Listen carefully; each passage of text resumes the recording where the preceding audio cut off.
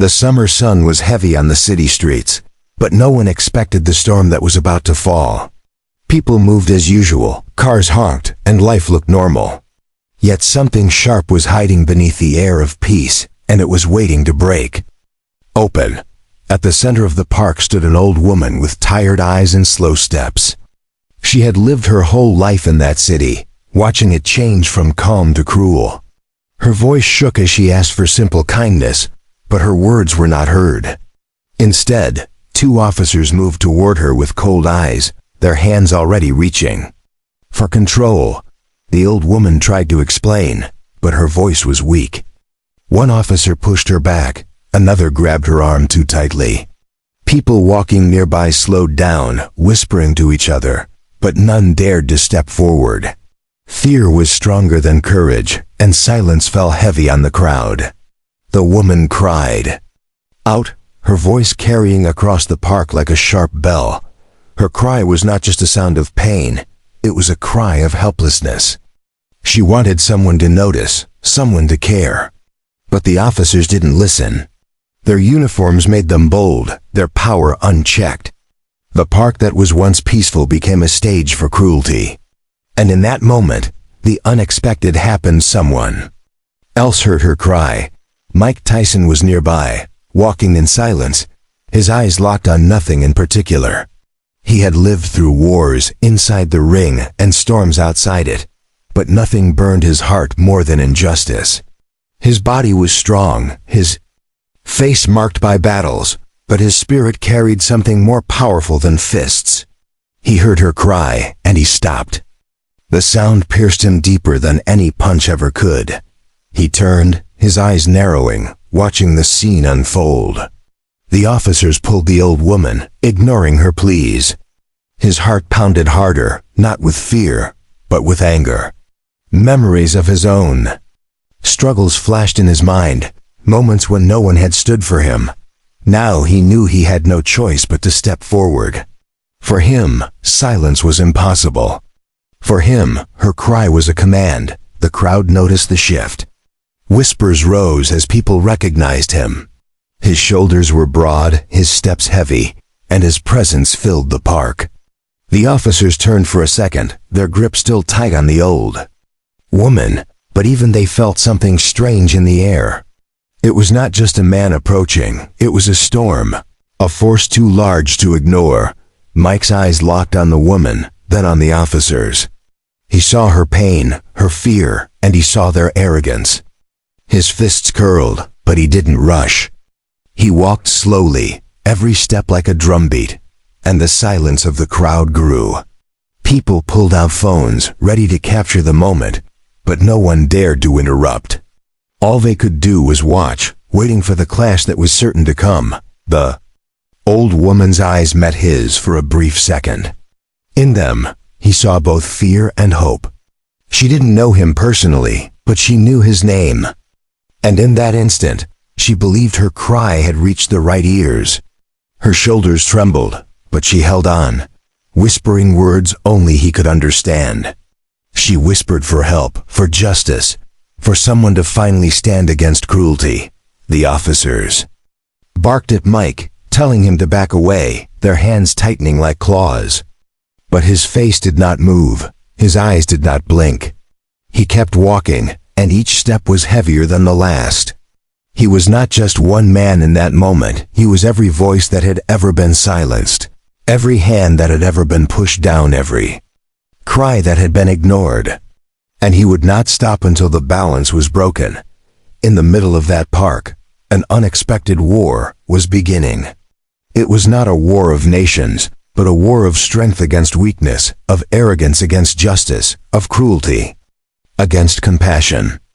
And the man who once shook the world with his fists was about to shake it again, not in the ring, but in the streets. The crowd leaned forward, waiting for the first move, waiting for history to write itself in front of their eyes.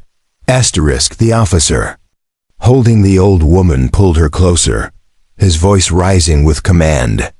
"Stay back," he shouted at Mike, but his tone carried fear.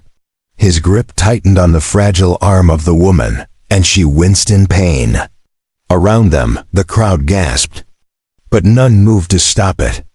Fear was written on their faces like ink, but hope began to rise as Mike Tyson did not stop. The other officer placed his hand on his weapon, his eyes sharp and calculating. He wanted to show dominance, but deep down, even he knew who stood before them. Mike's shadow stretched across the ground, and the tension grew thicker than air. Every step Mike took felt like a hammer falling, and with each one, the crowd's silence grew heavier.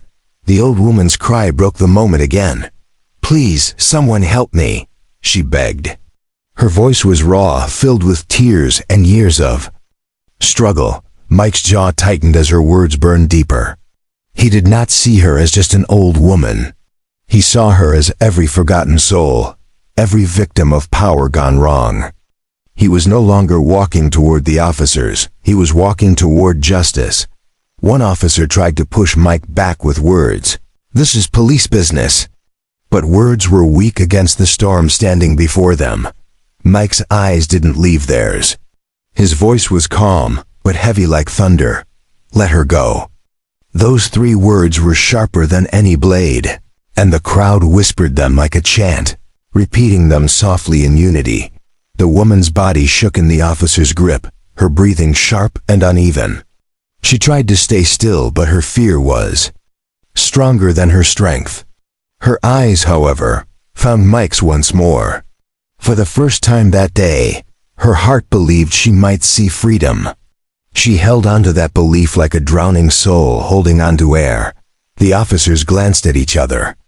They were trained to stand strong, but something in Mike's presence made them hesitate. Their uniforms gave them power, but against him, that power felt like paper against fire. One officer swallowed hard, his hand still near his weapon, while the other dragged the old woman back a step, his eyes narrowing with false courage. The crowd began to shift, their fear breaking slowly. Someone whispered, "He's really going to do it."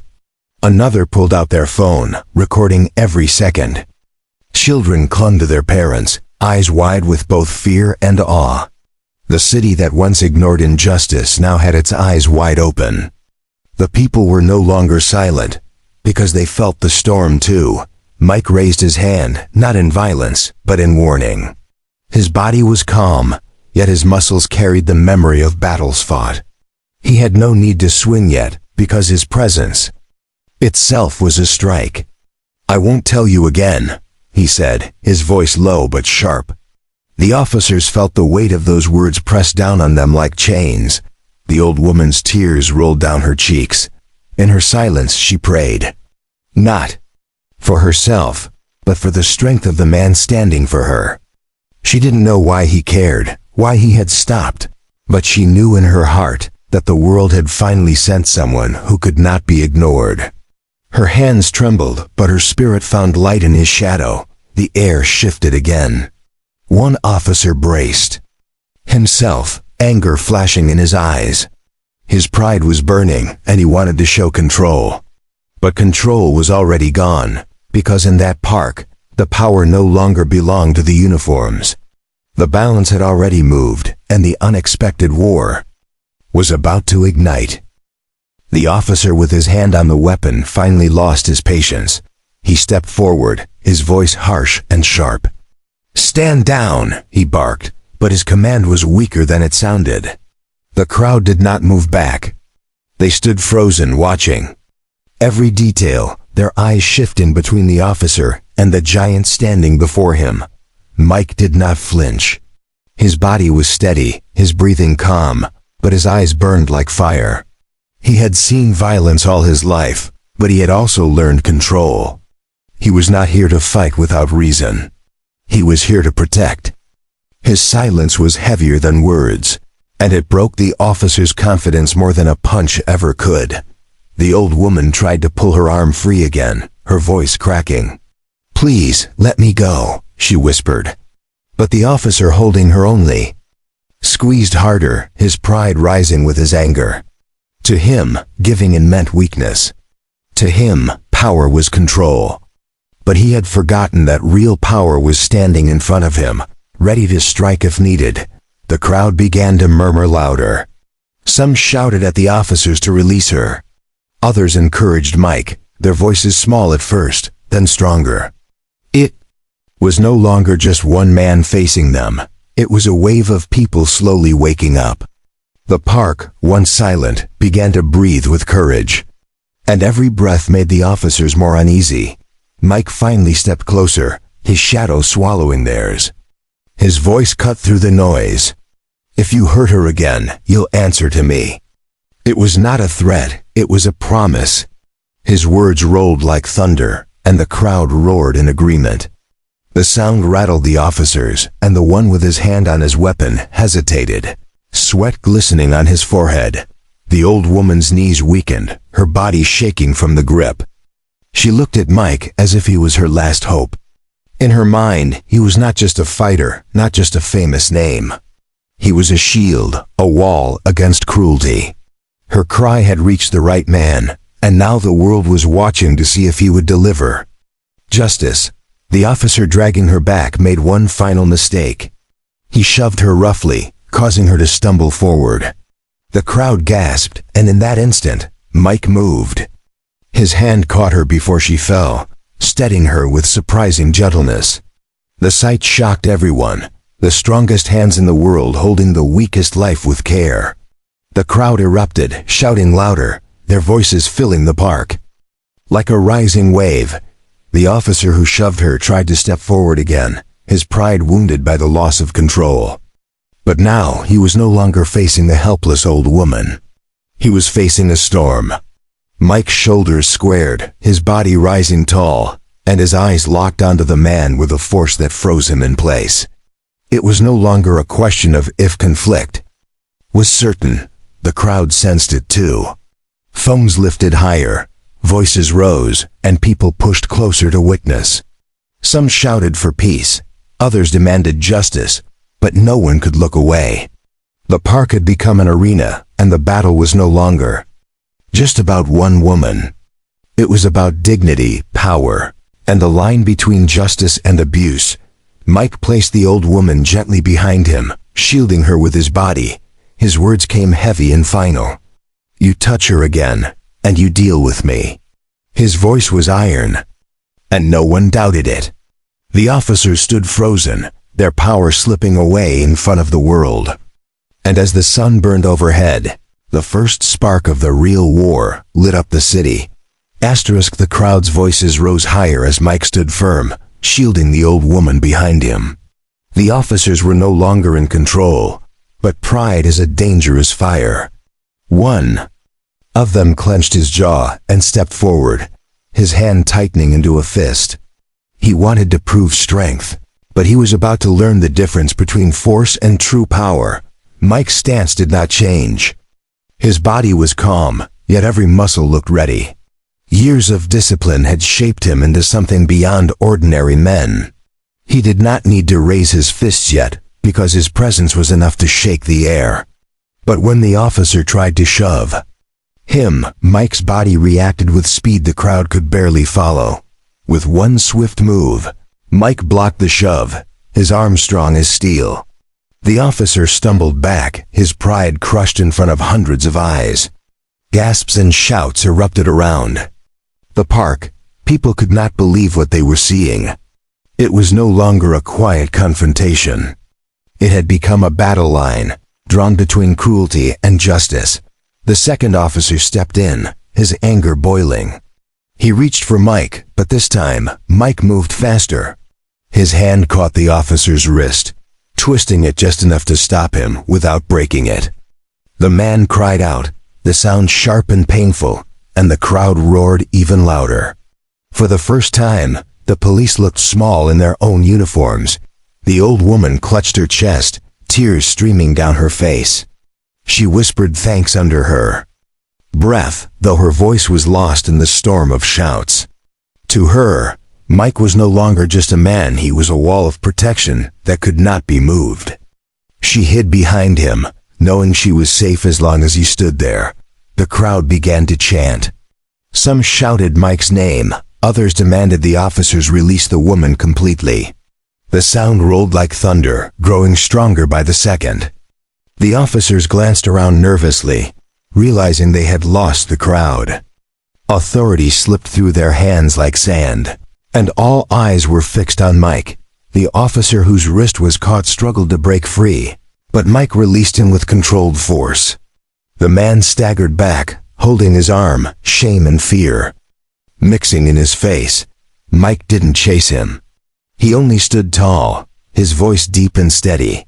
"This ends now. Let her go, or face me." His words struck harder than fists, and the officers froze. One of them tried to gather courage, but the noise of the crowd made it impossible. The park had turned into an arena of justice, and everyone knew who held the ground. Even those watching from a distance felt the shift. For once, power did not sit in the hands of uniforms. It stood in the heart of a man who could not look away from injustice. The old woman whispered again, her voice trembling. "Thank you." She had lived too long without protection, too long with silence around her pain. Now in her weakest hour, a stranger had stepped forward. To her, it felt like fate, like the world had finally sent an answer to her cry. Her gratitude filled the air, even if only Mike heard it. The officers took a step back, but their pride refused to let them surrender fully. They whispered between themselves, planning their next move. They wanted to regain control, but control was already gone. The real war was no longer between them and one old woman. It was between them and the will of the people. And Mike Tyson was the spark that had lit the fire. The air was burning with tension now. The officers had stepped back for a moment, but their pride did not let them stay down. One of them raised his radio, calling for backup, his voice sharp and angry. The crowd heard the words, and their fear grew, but their courage held.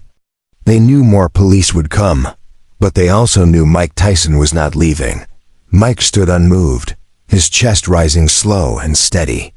The old woman clung to the back of his shirt, her weak hands holding him like a lifeline. Her eyes were wide, her breath fast, but she no longer felt alone. For her, he was no longer a man, he was a shield placed by fate. And that shield was about to be tested harder than ever. The first officer tried again, rushing forward with his pride leading the way. His hand reached out to push Mike, but Tyson's body was a wall. With a single step forward, Mike's shoulder struck against the officer's chest. The man fell back, stumbling into the grass as the crowd erupted in cheers. The sound was loud, powerful, and unstoppable. The other officer shouted angrily, pulling out his baton. He waved it in the air, trying to frighten the crowd, but the crowd no longer feared. They had seen weakness in the uniforms and strength in the man before them. When he swung the baton toward Mike, the world held its breath. Waiting for the storm, Mike caught the baton mid-swing, his grip locking like iron. The officer's eyes widened in shock as he tried to pull it free, but it was useless. Mike twisted, sending the baton flying to the ground. The crowd roared again, their voices shaking the park like thunder. For the first time, the officers looked trapped, their power stripped away in front of everyone. The old woman cried louder, not in pain this time, but in release. Her tears fell like rain, but her heart was lighter than before. She knew her cry had been answered. She knew the world was watching. She knew the man in front of her was not just fighting for her, he was fighting for everyone who had been silenced. Before, phones recorded every second. People shouted Mike's name, their voices echoing across the city streets. The chant grew strong, breaking into a rhythm. "Justice! Justice!" They cried, their words striking harder than weapons. The officers glanced around, realizing the crowd was no longer just watching, they were choosing sides. Mike raised his hand, signaling for silence. His voice rolled heavy through the air. "This is wrong, and everyone here knows it." The crowd listened, their eyes burning with agreement. "You don't get to hurt the weak, not while I stand here." His words carried like fire, and no one doubted them. The officers' faces burned with shame, but their pride chained them still. Sound of sirens began to rise in the distance. More police were coming, and the crowd knew it. Fear touched their hearts again, but the sight of Mike standing tall steadied them. They believed that even if the storm grew larger, the man before them would not fall. They believed he was more than flesh and bone. He was a force that could not be broken. The old woman's whisper reached his ear. "Don't leave me," she begged softly. He didn't look back, but his voice answered steady, "I won't." Those words became a promise, not just to her, but to everyone watching. And as the sirens grew closer, the park braced itself for the next wave of the war that had already begun.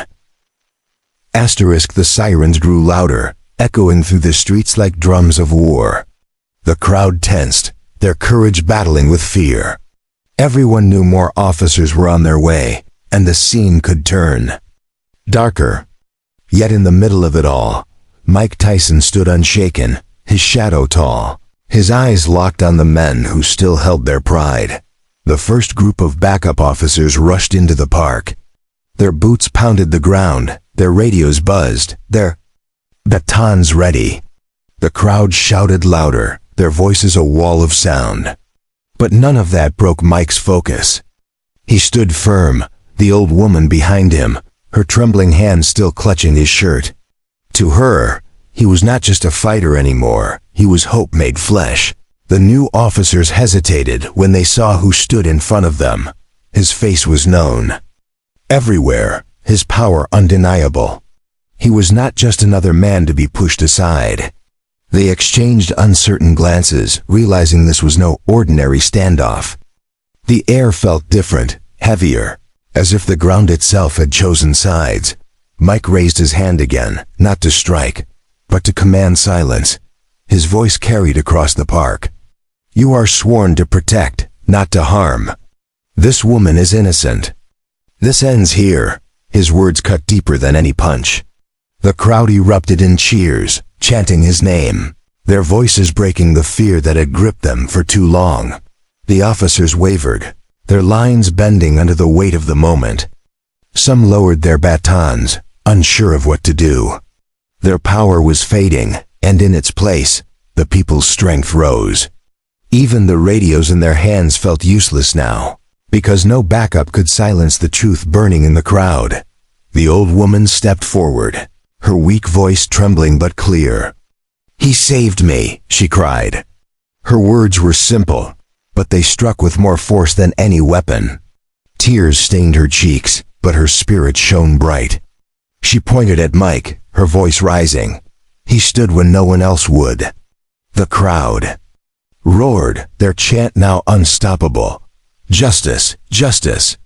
The chant rolled like thunder through the park, echoing into the streets, bouncing off buildings, reaching ears far away. It was no longer about one woman or one man. It was about every injustice that had gone unanswered, every voice that had been ignored. And Mike Tyson had become the answer they had been waiting for. The commanding officer finally stepped forward, his voice cracking under the pressure. "Release her." His words were reluctant, forced, but they carried weight. The officer holding the old woman finally let go, his hands shaking. The crowd exploded in cheers, their voices shaking the earth. Their fear gone, their courage alive, Mike placed his hand gently on the old woman's shoulder, steadying her. His eyes softened, though his body still stood tall. He had done what needed to be done. He had turned one cry for help into a storm that could not be ignored. And in that moment, the park was no longer just a place. It was history written in the voice of the people. The sirens faded into the distance, but the memory of what had happened remained carved into every heart. The old woman whispered once more, "Thank you."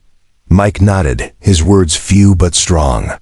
No one should suffer alone. The crowd carried those words like fire, and they knew the world had changed in that single day. And so the unexpected war ended, not with fists, but with courage.